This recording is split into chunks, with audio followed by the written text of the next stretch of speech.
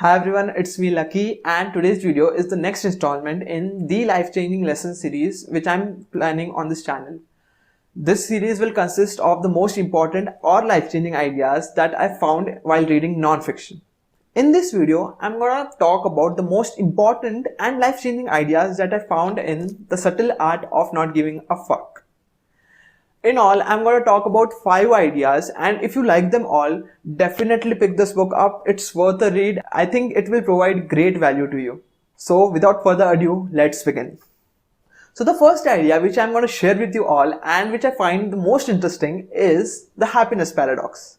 It states that the shared desire of wanting more positive experiences is itself a negative experience, and the acceptance of one's negative experience is itself a positive experience. So let me explain.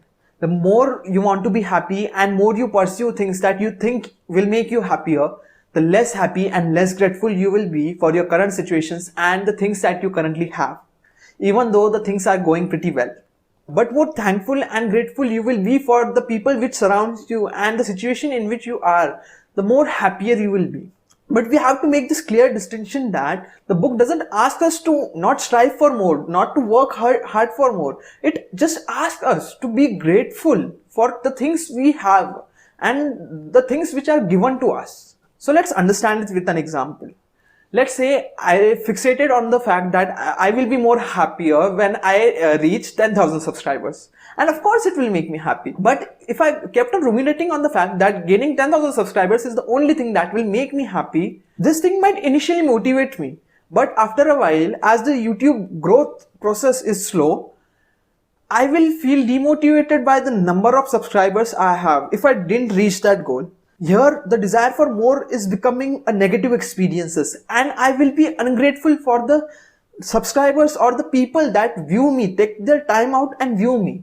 But if I think that the process of making YouTube videos, the process of interacting with you guys, the act of being able to make this video is what makes me happy, I will be more motivated to make videos and I will enjoy it more and I will be grateful and more happy with my situation. So here's how the happiness paradox works. The shared desire for more, the shared desire for more positive experience becomes itself a negative experience. And about the negative experiences, we all have them, and let's be honest, they suck. But we have to deal with them, and we are gonna deal with them. Instead of being afraid of these negative experiences and negative emotions, we need to accept them. Accept them in the way that they are gonna happen, we are gonna fail, we are gonna feel this, but we have to grow from it and we have to learn from it. Let's again take my YouTube example. Let's say a video of mine doesn't work good, it doesn't get views and it gets some dislike. It of course will feel bad, and I'm allowed to feel bad, it's okay. But also while feeling bad and dealing with the situation, I need to understand and learn what went wrong, why this video didn't work, and grow from it. Turn this negative experience into a positive experience. So remember, the more desperately you want to be happier, you pursue happiness, the less happy you will be and less grateful you will be for the people around you and your situation, even though everything is quite fine.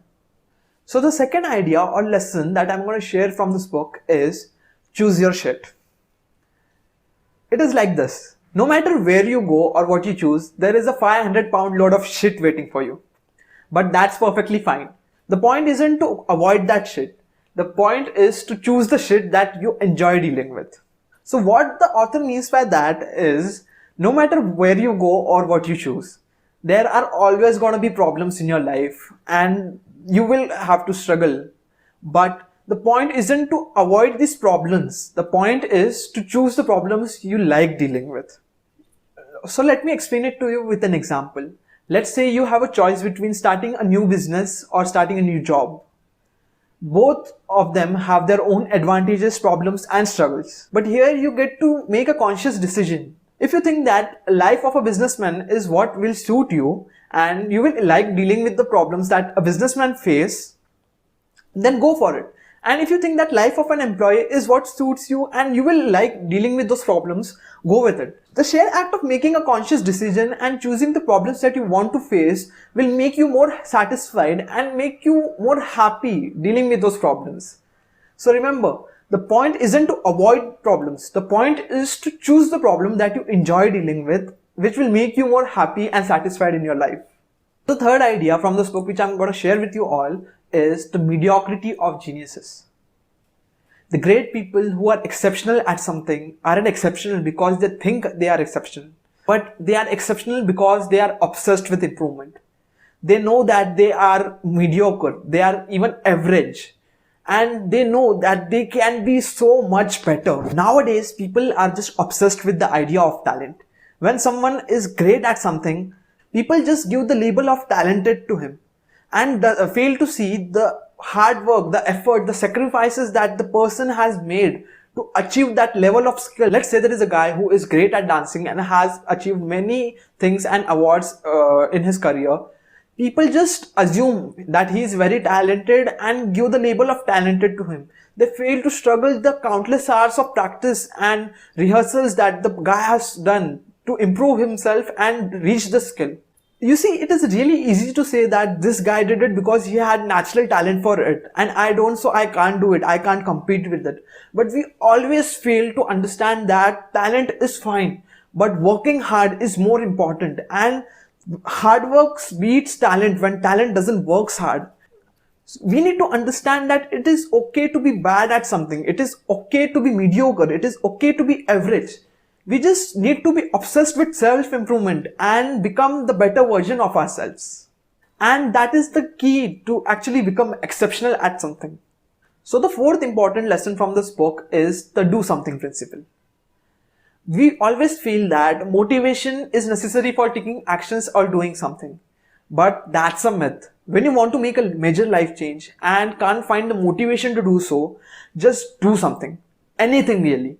Just take actions, and those actions will eventually create inspiration and motivation for you. Let's say you want to start a business, start a YouTube channel, or just want to study more for exams because that's the right thing to do.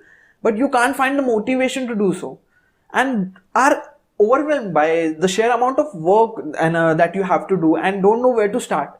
Start by doing something, anything that will help you achieve your goals and push you forward.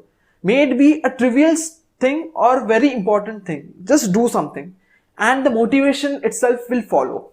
So don't wait for getting motivated. Create your own motivation by taking actions. So the fifth and the final principle that I'm going to share from this book is wrong is the new right. Let me explain. In our life, there have been situations in which we were wrong, and there will be situations in which we are gonna be wrong. And it is very difficult to accept that we can be wrong. But the author says that everyone is wrong at times, and it is fine. The point isn't to not be wrong. The point is to understand that we are wrong at this time and strive to become less wrong in it. Every one of us has a definite set of beliefs, values, and metrics by which we see the world. And when these metrics are challenged or are said to be wrong, we become very defensive. And even if we are proven totally wrong, we tend to stick with our values and stick with our wrongness.